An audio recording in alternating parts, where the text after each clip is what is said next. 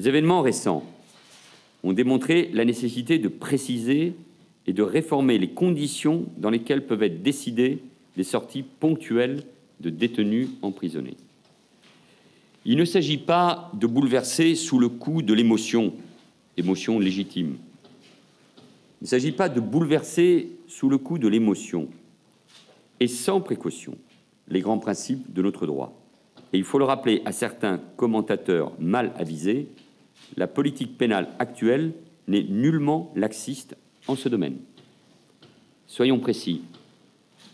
En 2014, 48 481 permissions de sortir ont été accordées, à comparer aux 62 266 de l'année 2010.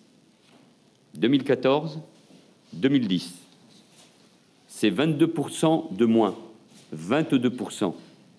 En 2014, 228 évasions ont été comptabilisées, à comparer aux 343 intervenues 4 ans auparavant.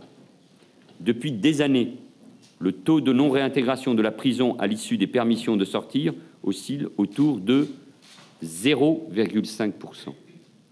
Abstenons-nous donc des polémiques stériles pour nous concentrer sur l'essentiel, c'est-à-dire ce que les Français attendent, et ils ont le droit de poser cette question. Que peut-on faire pour limiter concrètement les risques d'évasion à l'issue d'une sortie, tout particulièrement s'agissant des détenus dangereux? Les Français posent cette question, les policiers la posent aussi. Nous y répondons. La réforme annoncée par la garde des Sceaux s'articulera autour de 4 principes. Éviter les sorties sans nécessité avérée. Il sera davantage recouru aux téléprocédures ou à des tiers de confiance pour les démarches administratives que doivent accomplir les détenus. Recentrer les possibilités de sortie autour de 2 motifs principaux. Premièrement, le respect de la dignité humaine, par exemple lorsqu'un détenu se rend aux obsèques d'un parent, la visite en cas de maladie grave ou encore assiste à la naissance de son enfant. Deuxièmement, les exigences du projet de réinsertion sociale définies pour le détenu, tout particulièrement en fin de peine. Garantir que toutes les informations disponibles sont effectivement portées à la connaissance des commissions d'application des peines, des chefs d'établissement et bien sûr des juges d'application des peines.